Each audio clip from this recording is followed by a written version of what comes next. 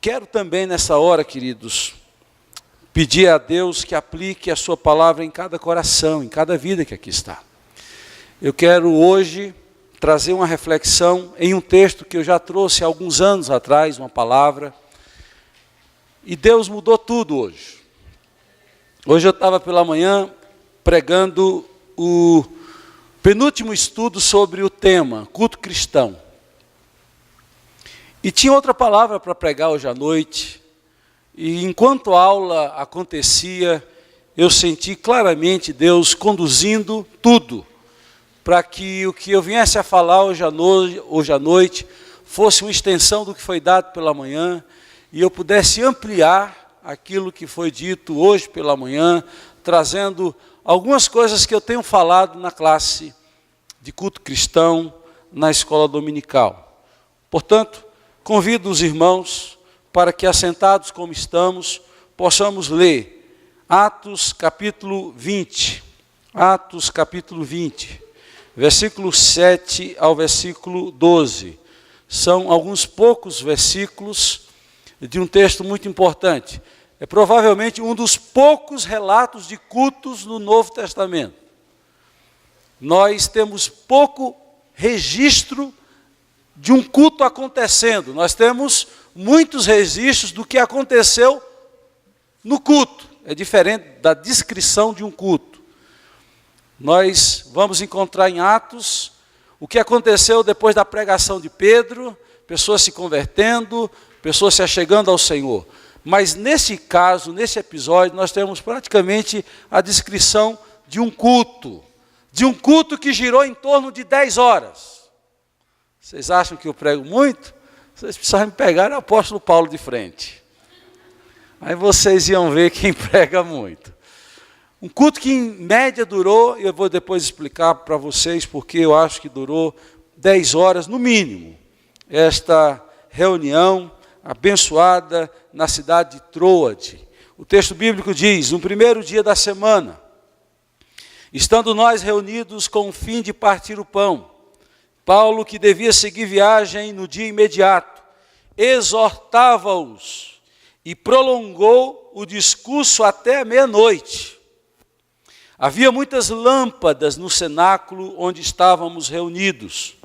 Um jovem chamado Eutico, que estava sentado numa janela, adormecendo profundamente durante o prolongado discurso de Paulo, vencido pelo sono, caiu,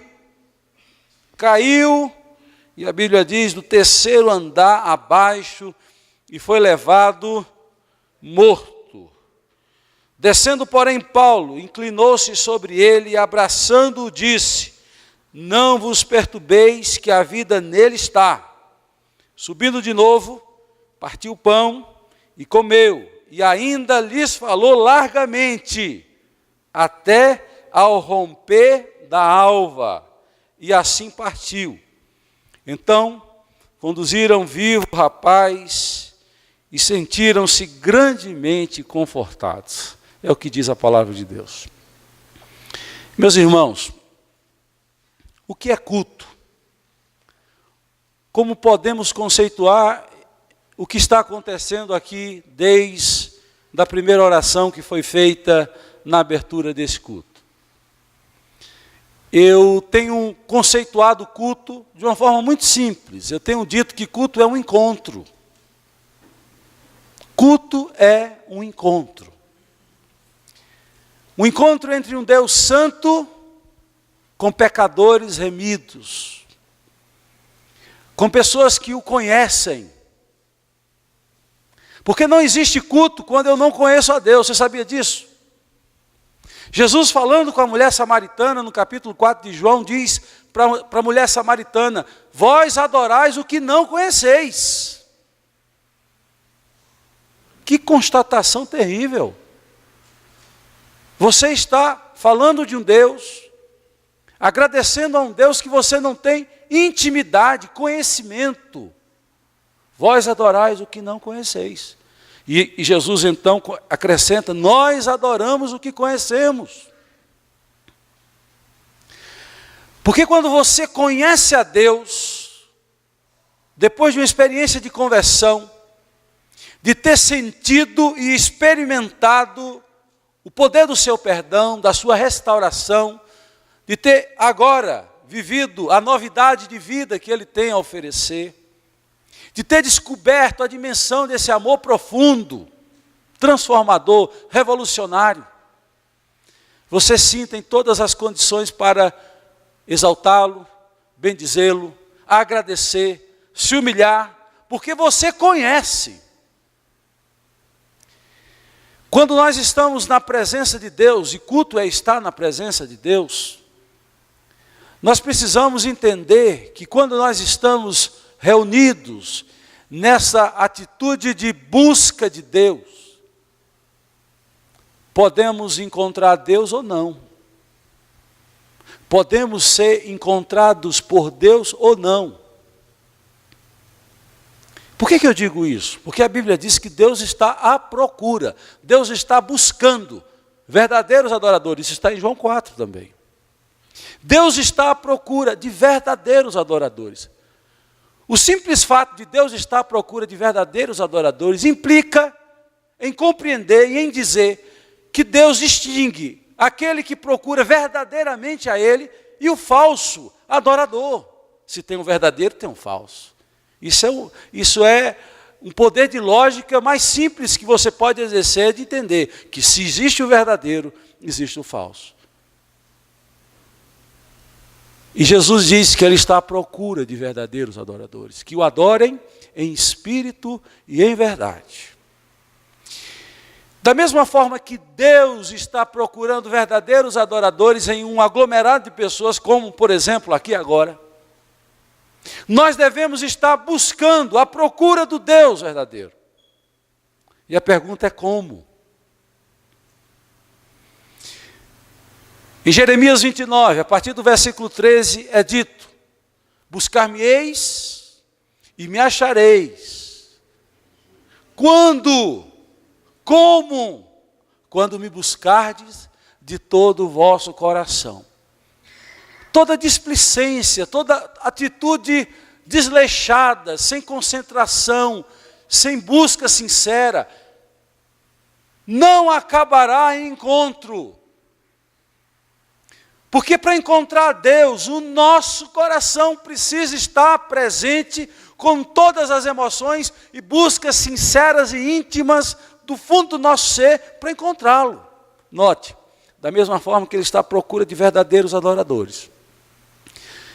Quando entramos na igreja, devemos estar buscando sinceramente, com todo o nosso coração a Deus. Senão, você vai participar de um evento, de uma reunião, mas você não vai ser tocado, abençoado, porque você participou de uma reunião social. Só existe culto quando existe encontro. Quando você busca a Deus e Ele te encontra como verdadeiro adorador, e você o encontra porque buscou em espírito e em verdade. O culto acontece não em torno daquilo que é apresentado no desenrolar do culto, com os eventos daqui, com os componentes, melhor dizendo, do cardápio do culto. O que necessariamente importa no momento de culto é a presença de Deus. Se você não estiver aqui para adorá-lo, honrá-lo, amá-lo, agradecê-lo, você vai se esbarrar em empecilhos de sentar aí como alguém que se vê como um consumidor e não como adorador. E como consumidor você diz assim: o louvor hoje foi meia boca. Aquele negócio de mandar o povo ficar em pé o tempo todo, não gostei. É por isso que eu fiquei logo sentado. A Ana Cristina inventou de ensinar uma música. Para que ensinar música? Aí você começa a criticar. Porque no culto você vem para gostar ou não gostar. Esse é o grande equívoco daqueles que vêm ao culto esperando ser satisfeito nas suas expectativas. Ter os seus interesses satisfeitos. Gostei tanto do louvor. presbítero Marco foi legal, que coisa interessante, chamou o Adriano, aí você gostou, né? Mas esse negócio da dízimo, eu acho que não precisava, né, fazer esse negócio, chamar dízimo, não precisava. Aí você começa a querer idealizar um culto que se encaixe no padrão do seu ideal.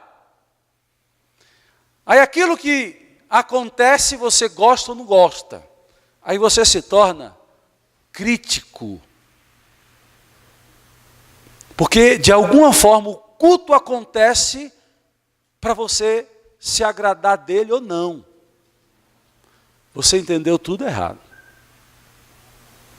O culto acontece para Deus e para agradar o coração de Deus.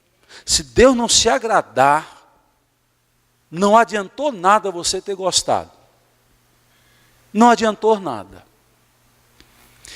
Eu entendo que quando nós participamos de um culto, nós devemos perguntar, será que Deus gostou do momento que nós cantamos louvores a Ele?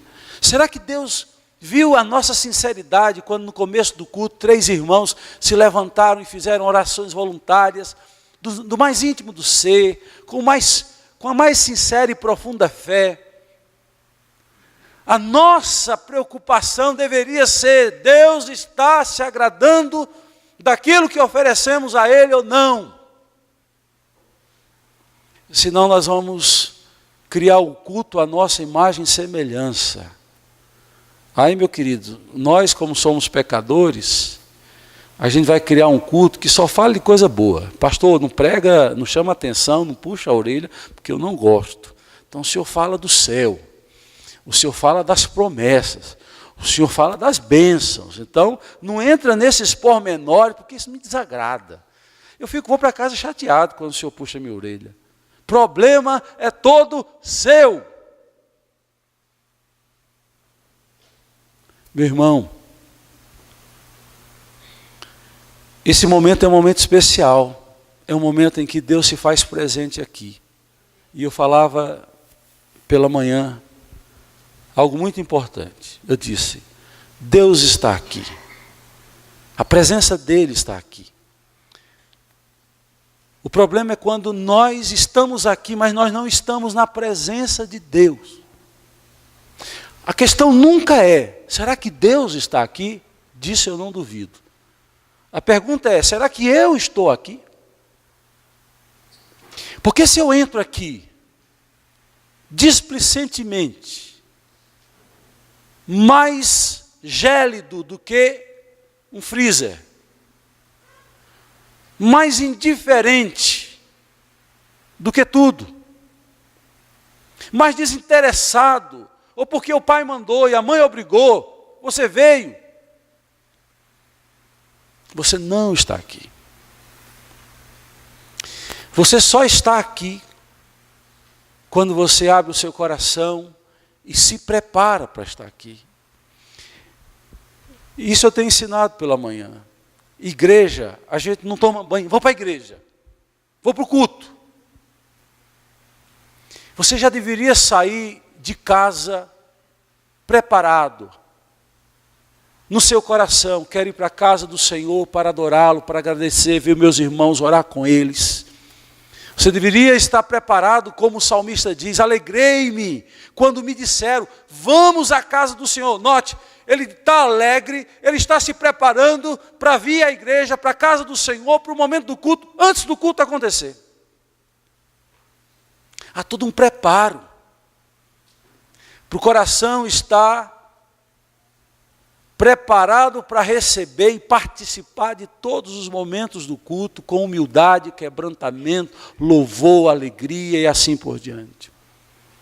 Quando o Salmo 100 diz, entrai por suas portas com hinos e ações de graças, é porque você já vem preparado. Eu vejo que tem gente que chega aqui, queridos, entra ali, aí entra conversando do Vasco, que perdeu, coitado do Vasco, perde sempre, eu sei disso, fazer o quê? Mas está pensando em outra coisa, ele está aqui, mas não está aqui, ele não entendeu por que está aqui, o que significa esse momento, o que é esse instante de encontro. Ele vem com a cabeça povoada por outros interesses, com outros pensamentos, e ele diz que veio para o culto. Não, ele veio para uma reunião social. Aí Deus é misericordioso que, enquanto o culto está acontecendo, o coração dele vai se aquecendo, e lá para o final ele está na metade assim, aí já acabou já. Por quê? Porque você só vive de culto. De culto em culto você vive, você não vive na vida diária, se preparando para adorar a Deus individualmente, na sua casa, na privacidade do seu quarto. E aqui é a ponta do iceberg. Quando a gente entende culto dessa forma, tudo muda, irmãos. Tudo muda. O Salmo 27, versículo 8. Esse salmo é rico e é especial, porque o salmista registra um momento de comunhão com Deus. Quando Deus diz para ele: buscai a minha presença. E o salmista responde: buscarei, pois, Senhor, a tua presença. Um Deus que nos convida a buscá-lo. E uma resposta: sim, Senhor, buscarei a tua presença. Culto é quando a sua presença e a presença de Deus se encontram. Coisa que Adão não queria. A Bíblia diz que quando o homem pecou e envergonhado estava da sua queda, do seu distanciamento de Deus, Deus veio ao encontro. Deus veio para o culto, mas o homem não foi para o culto. Deus saiu procurando Adão naquele jardim, sabendo onde ele estava, mas fazendo aquela pergunta retórica: Adão, onde estás? E Adão assim, tentando se esconder atrás de uma árvore, até que Deus assim: te achei. Adão, por que você não respondeu? Pelo menos ele foi sincero. E ao mesmo tempo a resposta de Adão é sincera, mas é trágica. É trágica.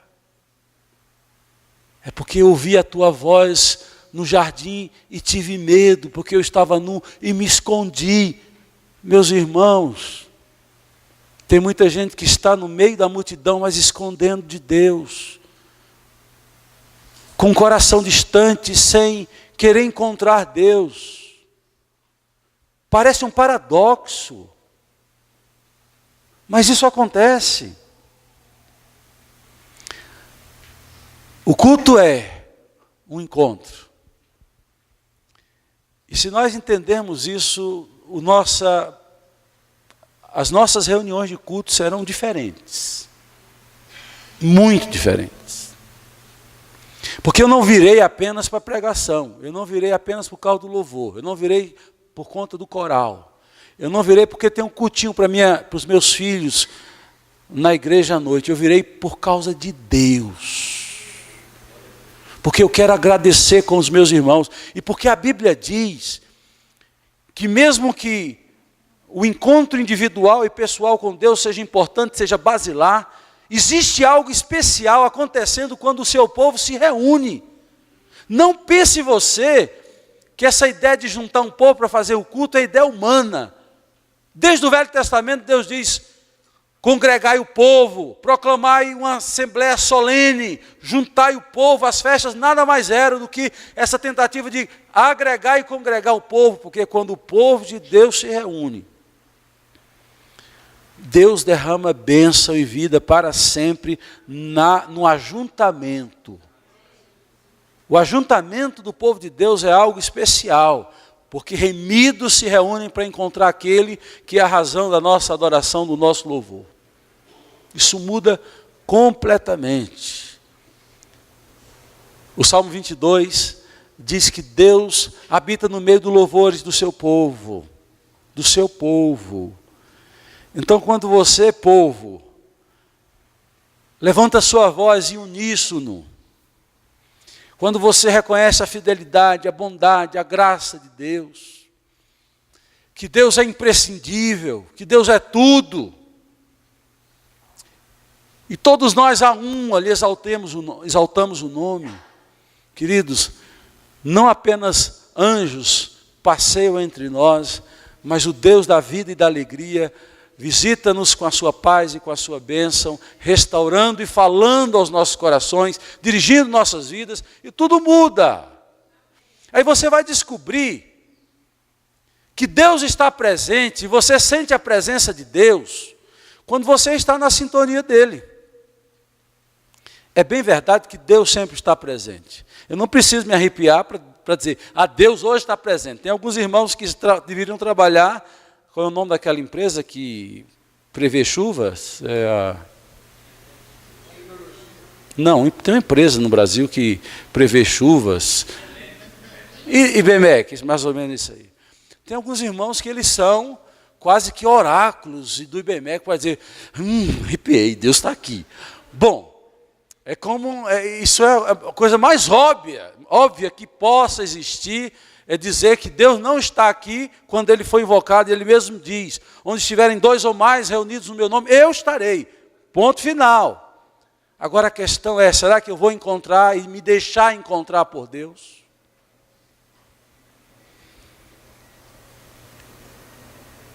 Às vezes você não vai encontrar e perceber a presença de Deus arrepiando, mas sendo profundamente tocado no louvor e dizer, Senhor, é isso que eu quero te dizer de todo o meu coração. Deus está presente quando você é invadido por um sentimento de arrependimento, por constatar que você não corresponde àquilo que Deus espera de você, e você se arrepende. Quando você para de cair nos outros e cai em si. Eu falava isso de manhã. Diz, a grande bênção na presença de Deus é quando você cai em si. A parábola do filho pródigo é especial porque diz que aquele filho pródigo, quando se ausentou, pediu a parte da sua herança e chegou ao fundo do chiqueiro, não é nem fundo de poço, é fundo de chiqueiro, na lama. Diz a Bíblia que ele desejava comer a comida de porcos e não podia nem comer a comida de porcos. Tal estado de degradação e de necessidade financeira daquele homem. E diz a Bíblia que ele, então, caindo em si, disse, orou, direi ao meu pai, Pai, pequei contra os céus e contra ti, já não sou digno de ser chamado seu filho. A diferença desse jovem rico, desse filho pródigo, melhor dizendo, é que ele caiu em si. E quando a gente cai em si, é a melhor forma de cair em si. Aí você cai matando, dá umas cacetadas em você, você não vale nada, você vai reconhecer a sua miséria. A melhor forma de cair é cair em si. A pior forma de cair é quando você cai nos outros. Seu dedo enriste, seu senso crítico, ácido, malicioso, maldoso. Você é um poço de maldade e de acusação. Cai nos outros. Você nunca vai estar na presença de Deus dessa forma. Nunca. Pode desligar o celular, que Deus não vai falar por meio de celular hoje de jeito nenhum, vai falar na palavra dele aqui à frente hoje. Hoje Deus não vai falar no seu celular, pode desligar. E eu estou dando essa volta toda, parece que eu esqueci de Eutico, né? Não esqueci não. Hoje vai até meia-noite, meu querido. Aprendi com Paulo. Hoje o negócio é longo. Espero que não caia ninguém hoje.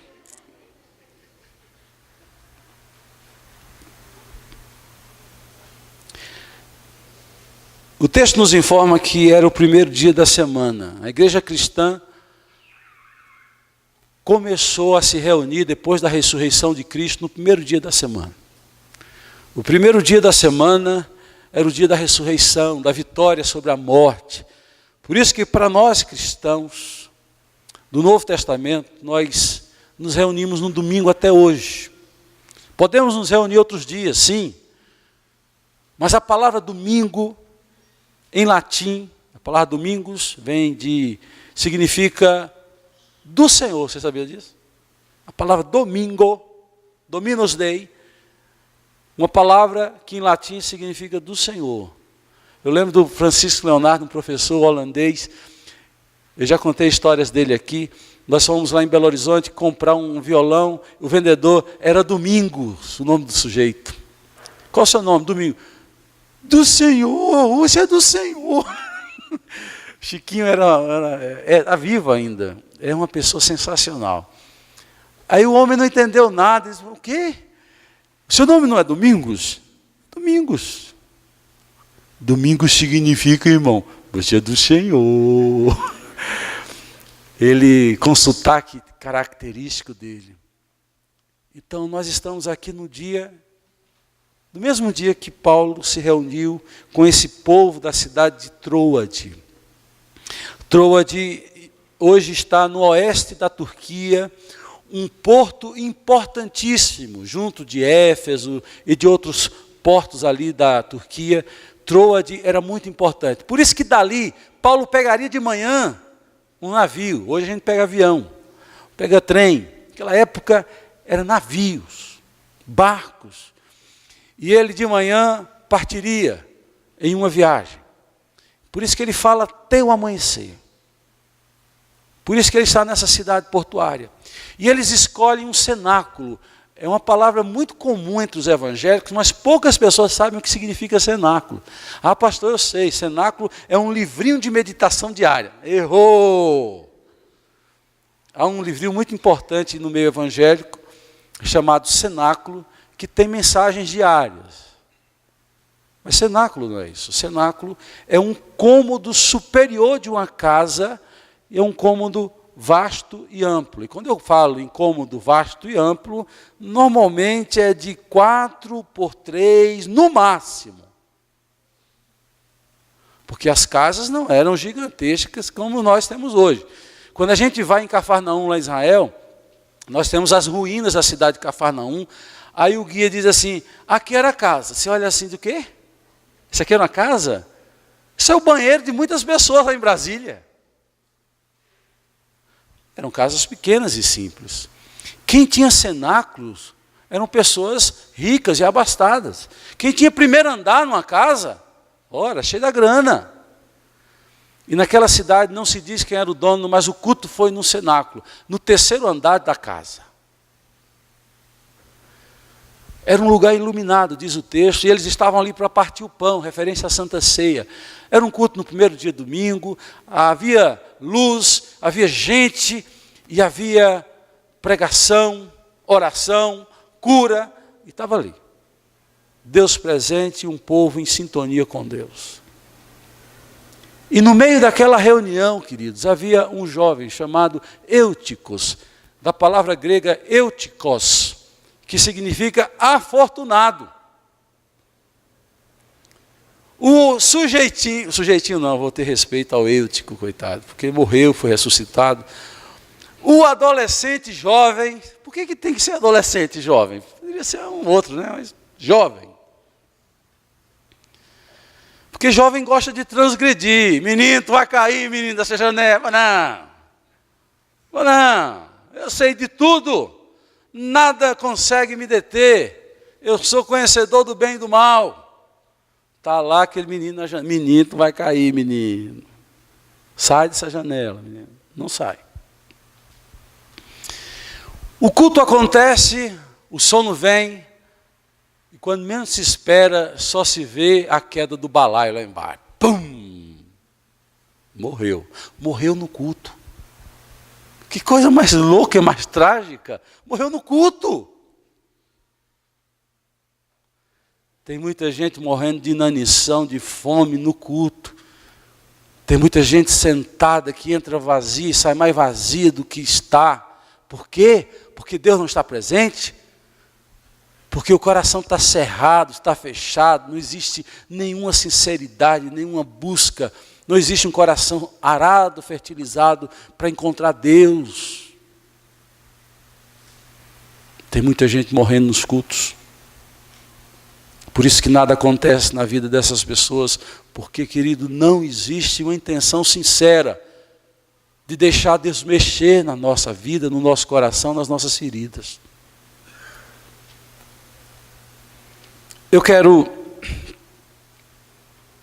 olhar para a história de Eutico e descobrir, claro que eu vou fazer algumas conclusões que de alguma forma estão relacionadas àquilo que nós percebemos na vida de todos nós que somos pecadores e que temos que lutar contra a nossa carne. Eu pergunto, olhando para esse texto, por que Eutico caiu? E por que que muitos cristãos têm caído na sua vida espiritual, têm morrido nos cultos, ao invés de viver nos cultos? A primeira razão, queridos, é que nós estamos indo aos cultos vivendo uma vida fronteiriça com o mal. Nós estamos divididos entre Deus e o mundo.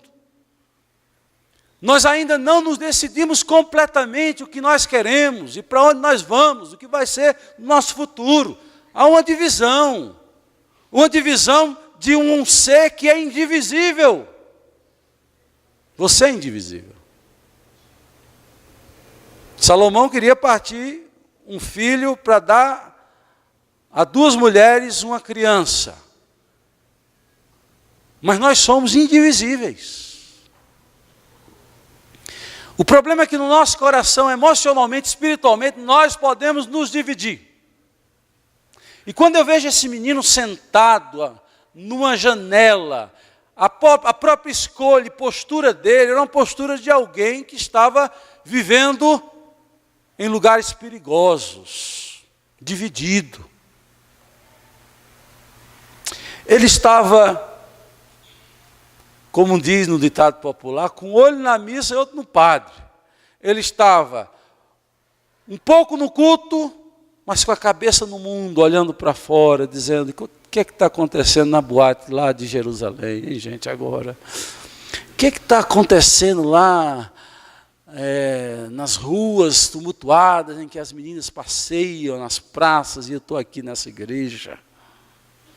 É claro que a minha linguagem é mais de interior. Eu vou usar a linguagem de Brasília. Eu aqui, o Pia 21, entupido de meninas bonitas passeando. Eu aqui. Quando a gente está dividido, nunca a gente oferece um culto a Deus.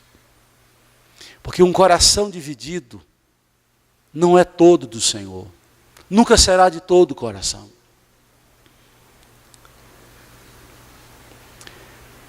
Quando nós vamos para Jerusalém, para Israel, e subimos o Monte Carmelo, eu gosto de ir, toda viagem que eu fiz para Israel, eu fui no Monte Carmelo. Porque ali conta a experiência de um homem chamado Elias. E Elias, com a sua coragem habitual, olha para aquele povo que estava dividido entre seguir a Deus ou seguir Baal. E ele, como um profeta, com discernimento de Deus, fez uma pergunta que quero fazê-la nessa hora. A pergunta é: até quando cocheareis entre dois pensamentos? Se o Senhor é Deus, segui-o. Se Baal é Deus, siga Baal. Mas até quando você vai cochear, se dividir entre os seus pensamentos de igreja ou mundo, entre Deus ou você mesmo, ou Deus ou o diabo? Não sei quais são os seus dilemas. Mas é essa pergunta que Elias faz. E esse homem cai, porque ele está nessa fronteira da divisão da alma. Ele está não estando. Ele está pela metade, porque a outra metade não está ali. E você pode estar na mesma situação de Eutico. E um dos sintomas de que você está na situação de Eutico é quando você está aqui, mas você está pensando em estar em algum lugar, que não é aqui. Alô? Deus queira que você não esteja assim.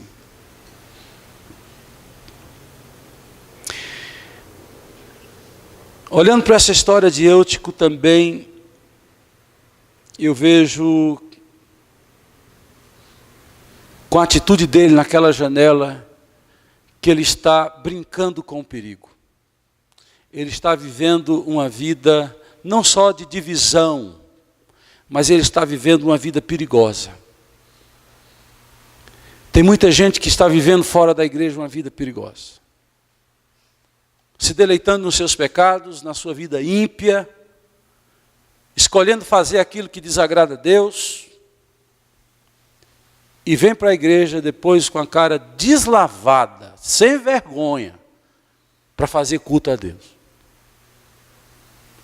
Se não tiver arrependimento e coragem de vergonha na sua cara, você está brincando com coisa muito séria.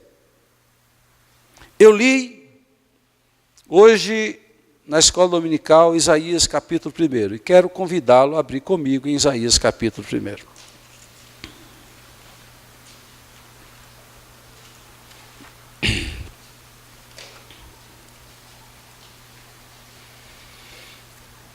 Deus está falando a um povo que vai ao culto, que segue toda a norma litúrgica, que segue tudo aquilo que foi prescrito no culto do Velho Testamento, conquanto o coração estava completamente distante de Deus. Lembra que nós brasileiros gostamos de usar muito da metáfora do futebol. Nós estamos cumprindo tabela. E quando eu falo cumprindo tabela, eu creio que 80% aqui sabe do que eu estou falando. Versículo 10, acompanhe comigo. Ouvi a palavra do Senhor, vós, príncipes de Sodoma. Não está falando para o povo de Sodoma. Deus está sendo irônico, está dizendo para aquele povo, vocês estão se comportando como o povo de Sodoma. Prestai ouvidos à lei do nosso Deus, vós, povo de Gomorra. De que me serve a mim a multidão dos vossos sacrifícios? Você lembra que o culto do Velho Testamento, Deus dizia, traga o seu sacrifício. E o povo trazia. Mas só sacrifício, só obediência litúrgica, desassociada de um coração grato, não vale nada diante de Deus. E Deus pergunta, de que me serve a multidão dos vossos sacrifícios? Diz o Senhor. Estou farto dos holocaustos de carneiro, da gordura de animais cevados, e não me agrado do sangue de novilhos, nem de cordeiros, nem de bodes. Ora, Deus não estipulou isso no Velho Testamento? Sim, mas Deus não estava se agradando, porque o povo estava preso a uma forma. Aí eu vou fazer, porque aí eu agrado a Deus, e Deus não se importa com a minha vida dupla. Deus está dizendo, não adianta fazer isso e viver duplicidade. E é forte o que Deus diz, estou farto.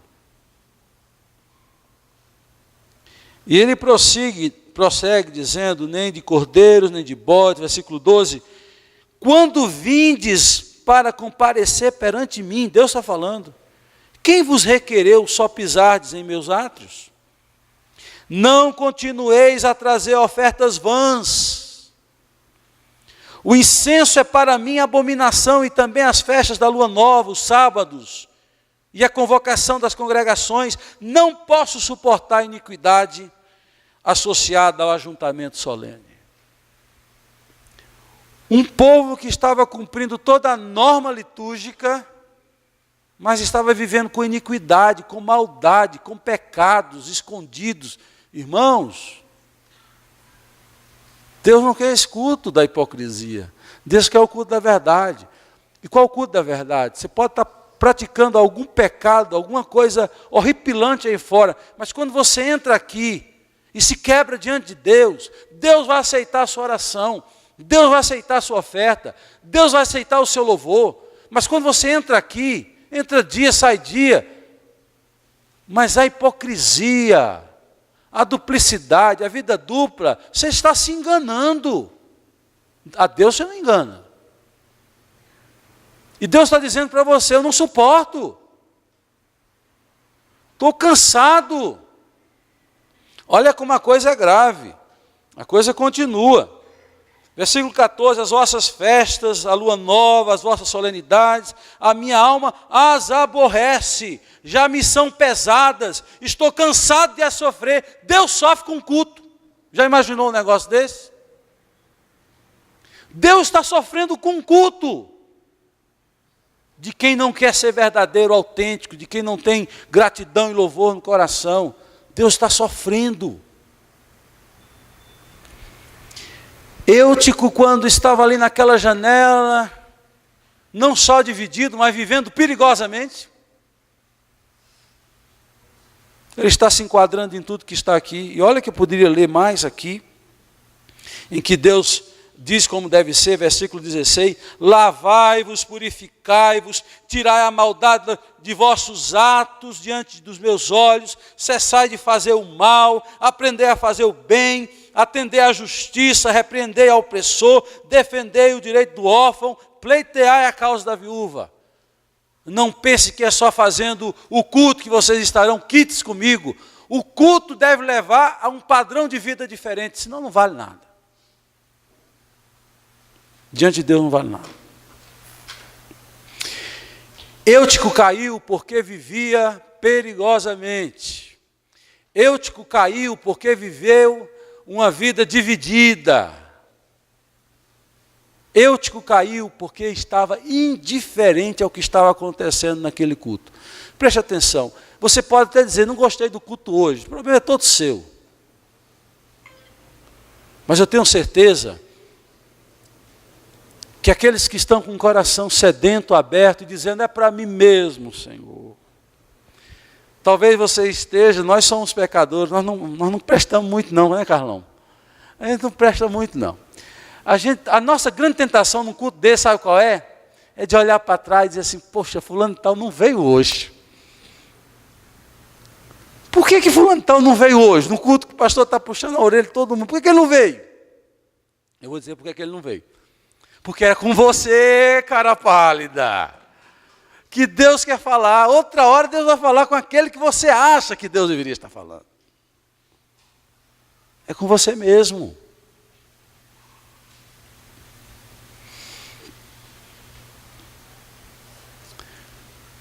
Em um culto, a depender da nossa postura, do nosso quebrantamento, da nossa fé, da nossa gratidão, e o tamanho disto é que nós vamos ser servidos. Por isso que no culto o cara diz, eu não gostei.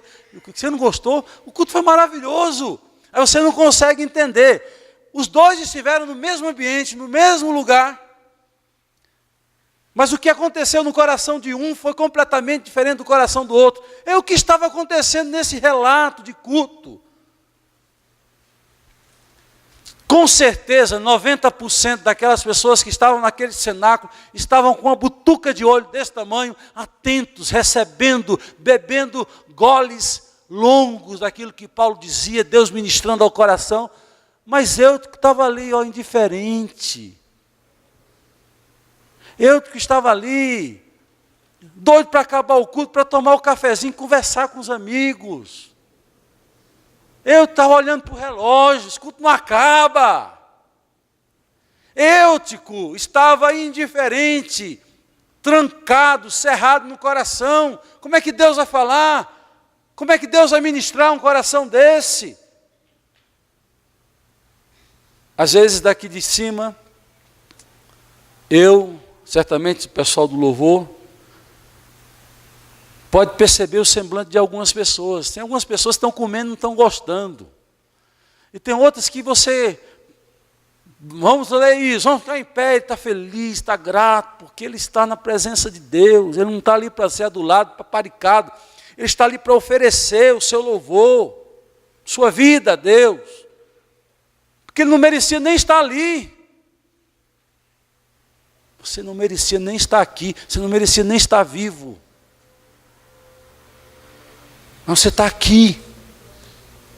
Aí você resolve ficar apático, gélido, indiferente, no momento de culto em que Deus está presente. O que eu faço com você? Vou jogar do terceiro andar, para ver se dá jeito. Brincadeirinha, viu? Não leve a sério.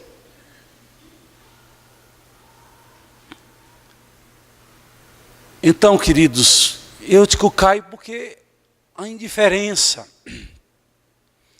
a atitude fria, distante, nos leva à queda. Não tenha dúvida disso.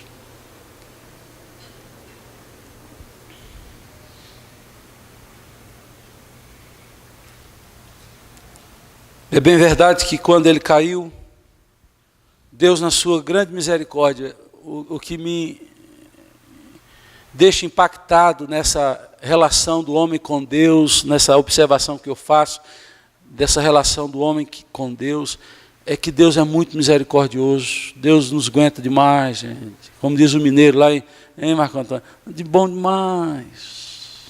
Deus é bom demais. Porque se fôssemos nós assim, imagine você no papel de Deus. É claro que isso é só para imaginar, não é para pensar que vai ser real. Imagina só um momento.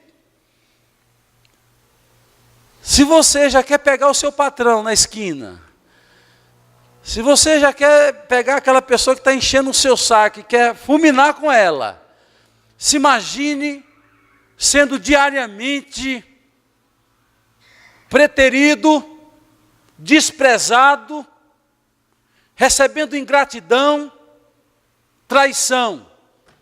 Isso é Deus. E os outros somos nós. E mesmo assim investe em nós. E mesmo assim continua esperando em nós.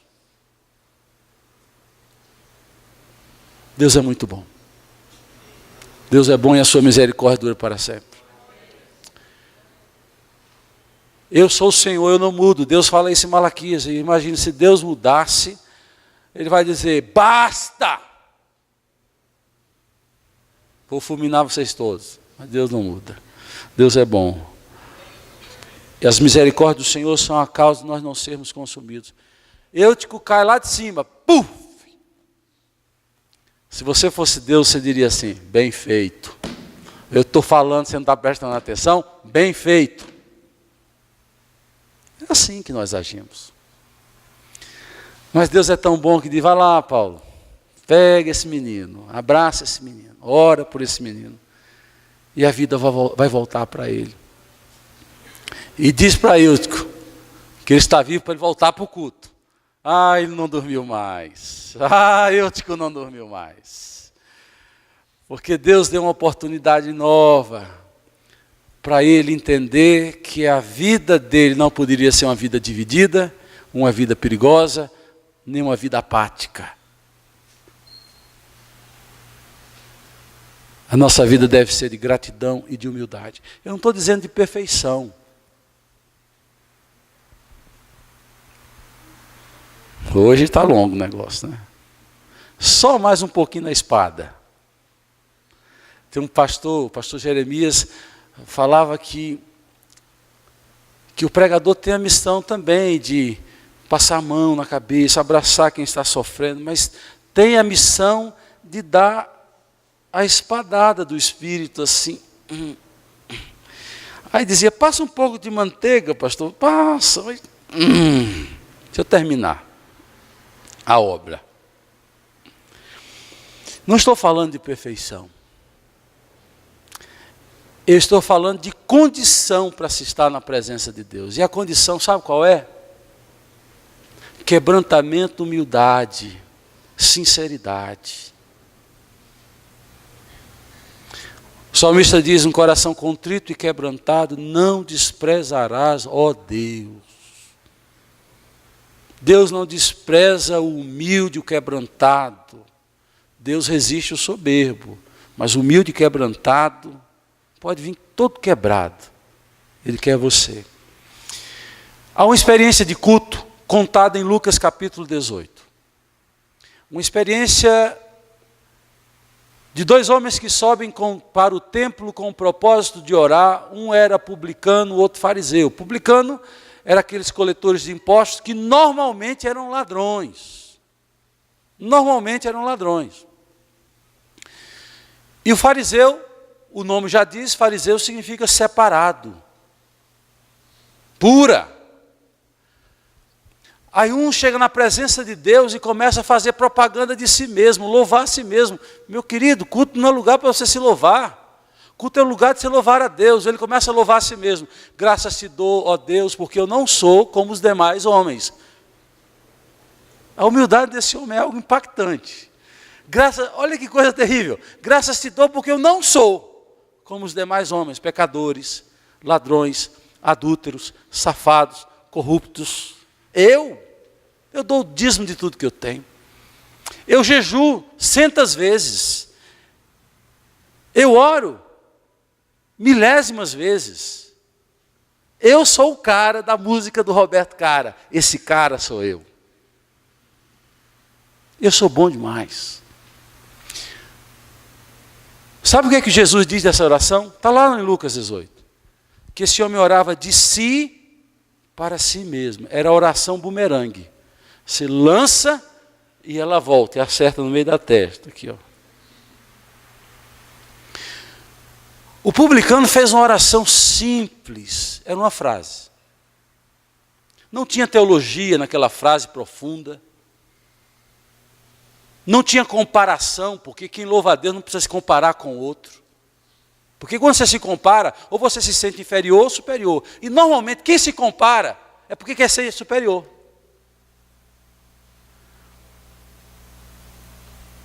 E aquele homem bate no peito.